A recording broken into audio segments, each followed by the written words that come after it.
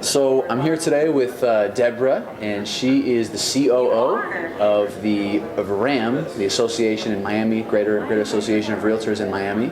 And we're just kind of here chatting. We're at a conference, and she was talking a little bit more about marketing and blogs and reaching out to those international clients. So I want you to kind of tell our viewers a little bit more about blogging and how that's kind of changed and revolutionized reaching out to clients online.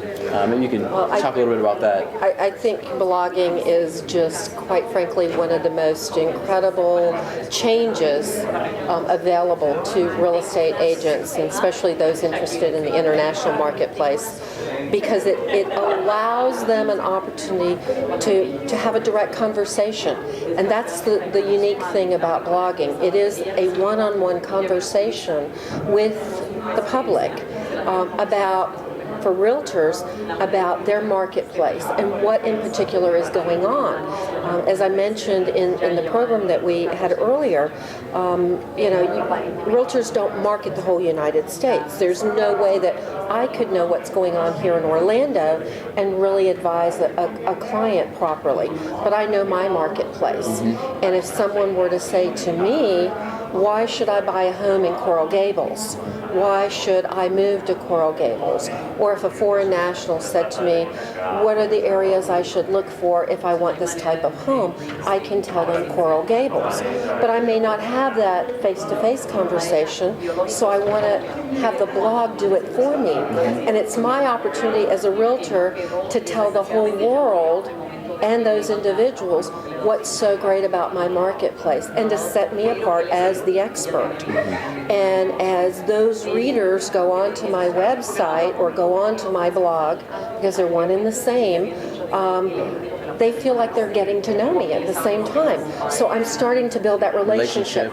Because in international, without a relationship, there is no business. Mm-hmm. So that's where I begin the relationship building right there. And the more information I give them without me asking for anything in return, the more trusting they are of me. So they're getting to know me, like me, and trust me. You're building that rapport. Exactly. And I think if more real estate professionals understood and could wrap their arms around the power of blogging, more of them would be doing it. I just read a study last week that said less than 4% of all realtors are actively engaged in blogging, and less than 10% of those do it on a regular basis. Well, that's more for me to go out and seize the marketplace. But it's an opportunity for all realtors to really go out and do what they do best, and it's talk about their marketplaces. And then you add in what I think is one of the most exciting components is videos now. Mm-hmm. And you add in videos into the blogs, and now you've really captured everyone's attention, because they can read about it and then they can watch it. Yeah, and it's like they're there with you. Exactly. Mm-hmm. So instead of me just telling them about the beautiful tree-lined streets of Coral Gables, I can actually show them and they can see it on their laptops or their desktop computers. So I think one of the questions a lot of real estate professionals, because it sounds so cool and it's obviously working for a lot of those people that are utilizing these tools. Is it difficult? There's kind of a fear factor there, possibly. Well, I think it's probably the same fear factor that all of us realtors have when the internet became a part of our real estate business, and the fear of being disintermediated, and the fear when websites for realtors came into being. It's the fear of the unknown.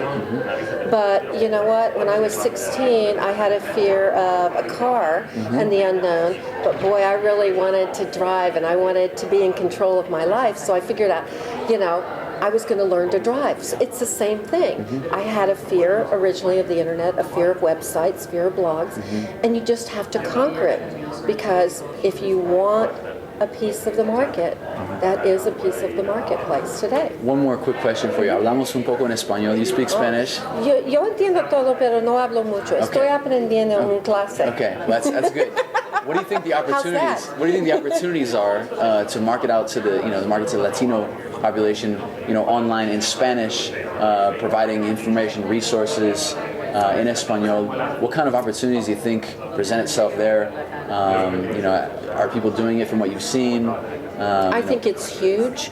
I think agents that aren't doing it are missing a huge segment of the marketplace. The Hispanic market is growing faster than any other market in the United States. They represent the largest portion of first-time home buyers in the United States, and the first-time home buyers represent the biggest portion of who is buying homes right now. And I think no matter if you feel comfortable in English, if what you grew up speaking was Spanish and you speak Spanish in your home, you're probably going to feel more comfortable searching the internet and getting information in Spanish.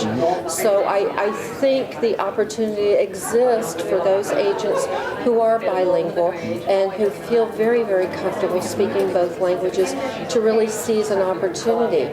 I think for so long we have said in this country, you have to speak English, you have to speak English. Well, yeah, we may all speak English, but that doesn't mean we feel comfortable in it. Yeah. My grandmother spoke beautiful English, my father spoke beautiful English.